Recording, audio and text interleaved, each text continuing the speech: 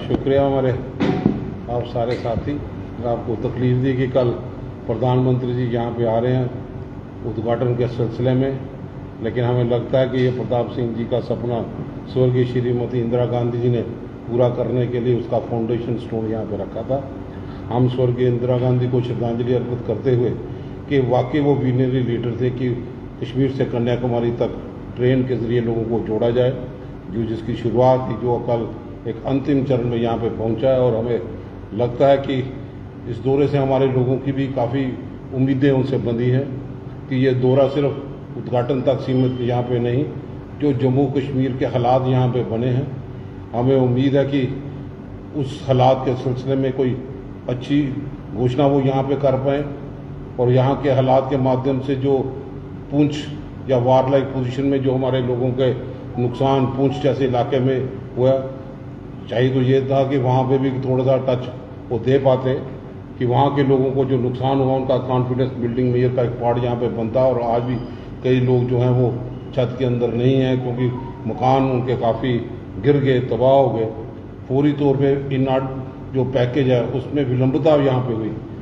हमारी यही मांग है कि इसके साथ पूरा पैकेज फौरी तौर पे घोषणा करे और ख़ास तौर पर जो पिछले दिनों भी इनकी पहले उद्घाटन था या किसी कारणवश टाला गया और उसके बाद पहलगाम की वारदात होगी, 50 दिन के बाद ये आ रहे हैं। हमें सवाल तो बनता है कि वो प्रधानमंत्री जी, आपने तो यहाँ पे कई योजनाएं यहाँ पे बनाई, नोटबंदी हो, रियासत के टुकड़े किए हो कि यहाँ पे परिंदा भी पर नहीं मारेगा, लेकिन 50 दिन हो गए पहलगाम के आतंकवादियों का पता नहीं कहाँ पे वो चले गए। ये जानना हमारा एक हक यहाँ पे बनता है कि जम्मू कश्मीर में स्थिति दोबारा यहाँ पे हो पाए। और आप स्टेटहुड कब देने के लिए यहाँ पे जा रहे हैं? बार बार कई दौरे यहाँ पे लगे, हमेशा कहते रहे कि very soon eight appropriate time. और रियासत के हालात के माध्यम से हमें रियासत का दर्जा यहाँ पे चाहिए, हमें लिप सर्विस नहीं चाहिए। और आप लोग तो जनसभा को संबोधित करने के लिए मुलाजमों को जबरदस्ती बुला रहे हैं। वो आम कार्यकर्ताओं की रैली नहीं होगी, प्रधानमंत्री आए कोई भी लोग आए, लेकिन आप कहीं से भी पता करो, पूरी जम्मू शहर से 7 बजे सब गाड़ियों का बंदोबस्त जम्मू शहर से, बीडीओ हो, दूसरे वर्कर हो, सबको जबरदस्ती धकेलने का, लंच का, फिर प्रधानमंत्री भाषण करेंगे। ये आपके जरिए संदेश जाए कि कार्यकर्ता वहाँ पे नहीं है सुनने के लिए, क्योंकि जम्मू कश्मीर में जख्म हम लोगों को मिले हैं रियासत का दर्जा तोड़ने के बाद। और 2 यूटी में फ़र्क क्यों है? एक यूटी में 80% रिजर्वेशन जॉब वहाँ के लोगों को मिलती है और जम्मू में 29 विधायक एमएलए भाजपा के चुने हैं। ये लगता है कि भाजपा की लोकल लीडरशिप फेल हो गई, इसलिए हम प्रधानमंत्री से बात करते हैं कि हमें वो कम से कम वो दर्जा, रियासत का दर्जा वापस मिले।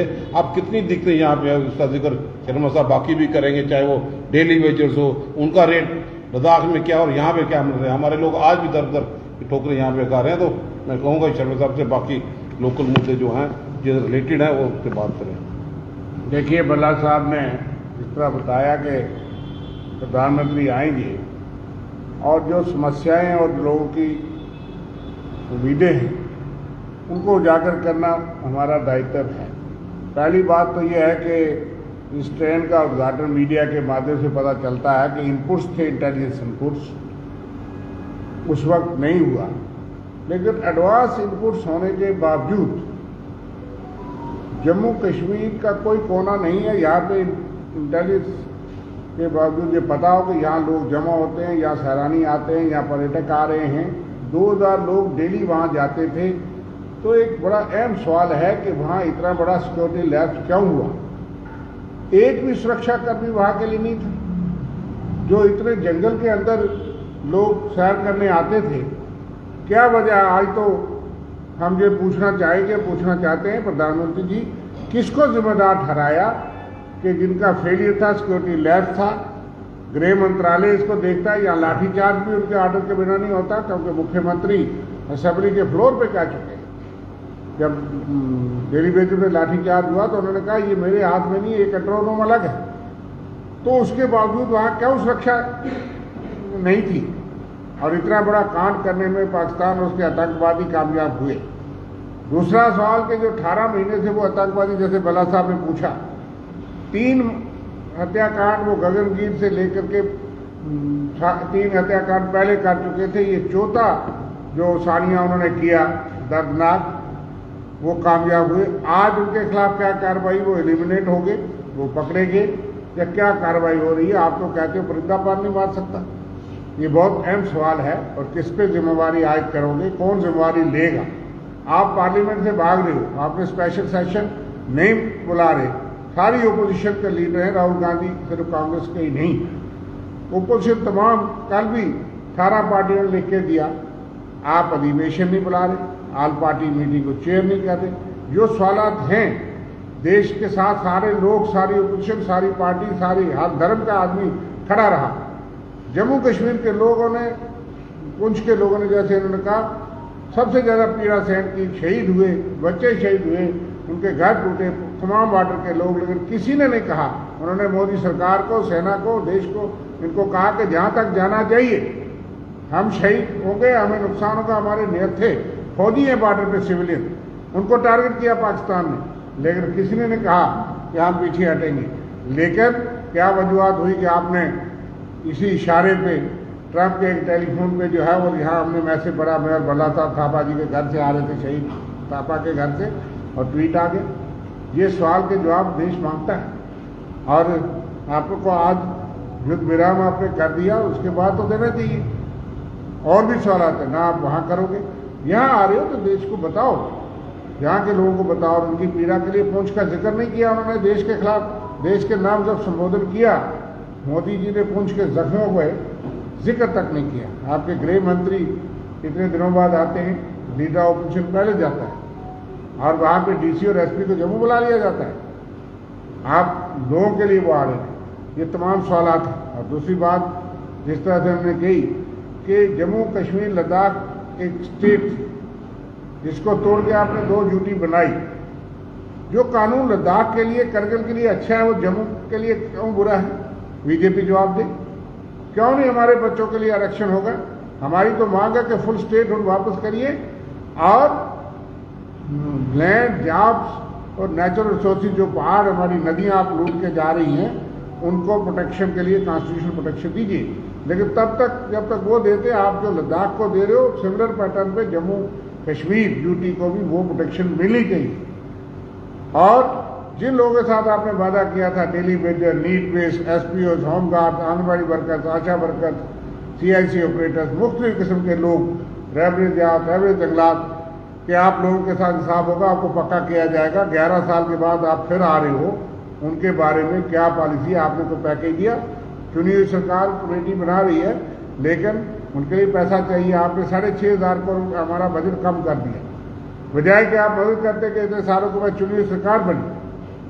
और रेलवे के प्रोजेक्ट जो पुंछ में था, राहुल गांधी जी जोरी में आए, 13,608 करोड़ का रेलवे प्रोजेक्ट बना।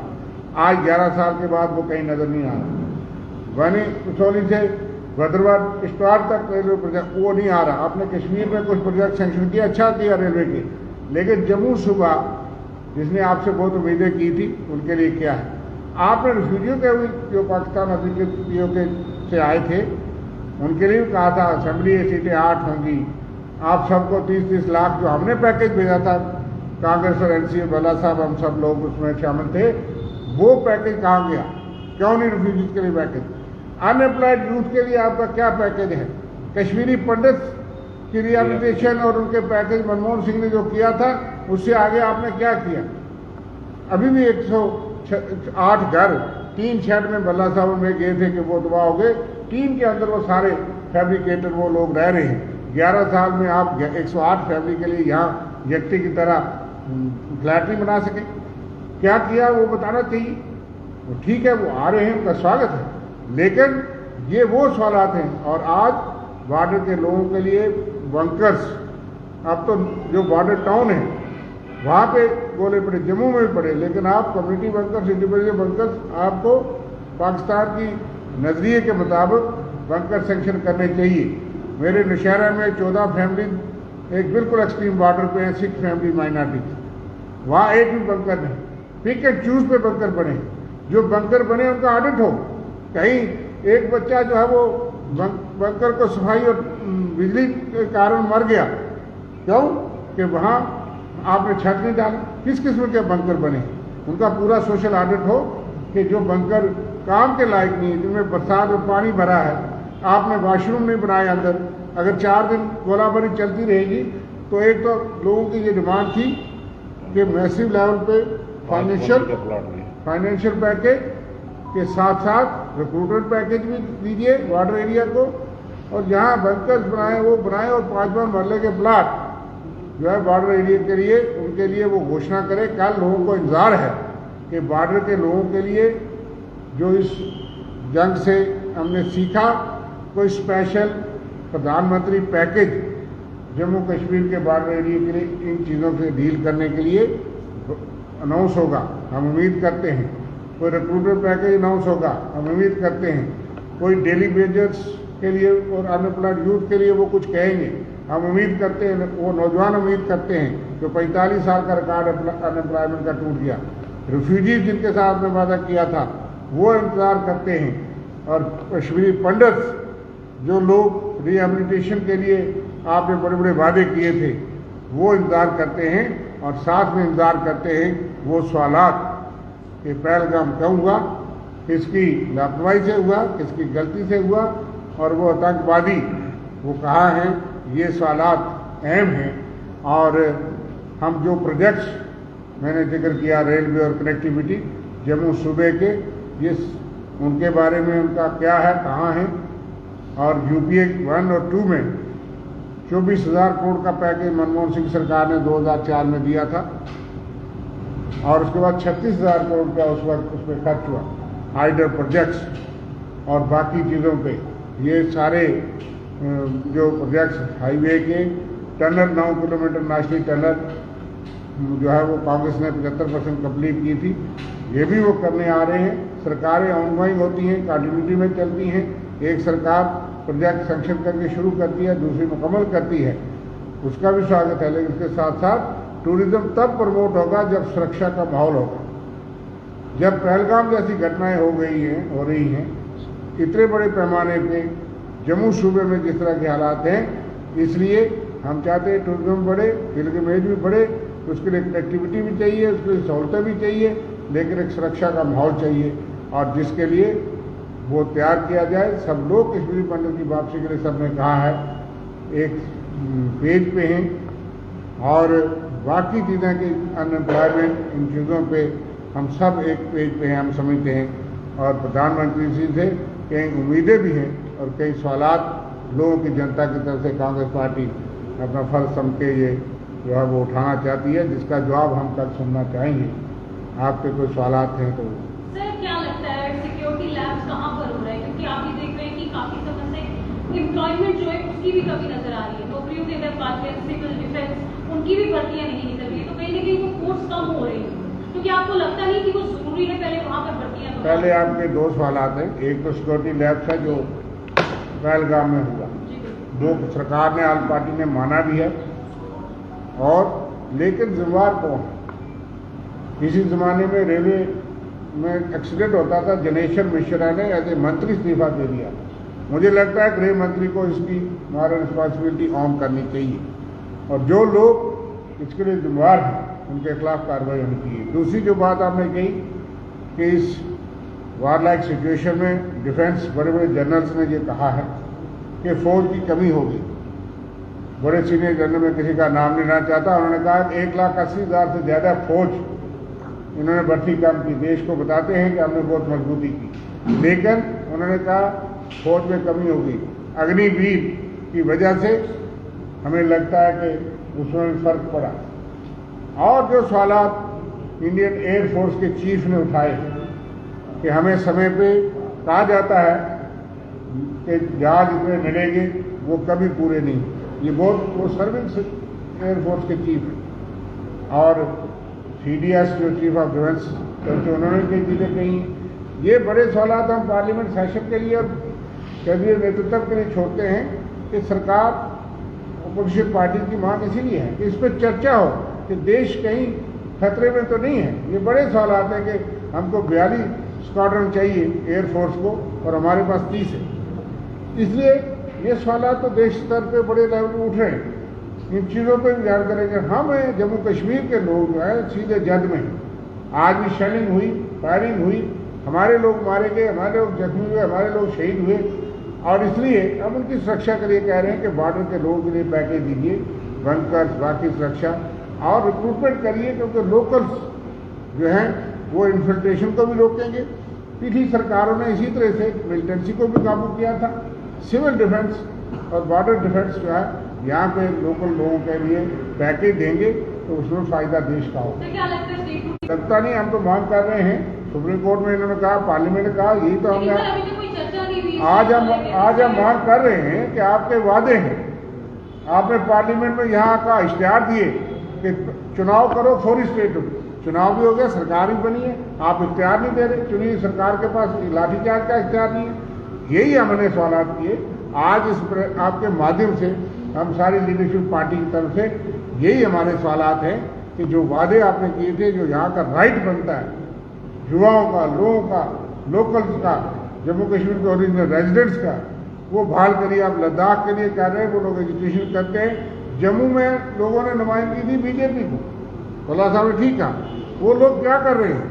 टोटल फेलियर बीजेपी के 29 साल में टोटल फेल हो गए। इसलिए हम प्राइम मिनिस्टर से मांग करते हैं कि वो अपने ऑफिस का इस्तेमाल करें। ट्रेन भी स्टार्ट हो जाएगी तो जम्मू का रोजगार जो ऑलरेडी ट्रांसपोर्ट सेक्टर सबसे पहले चरण में होगा, जो जिसकी तबाही होगी।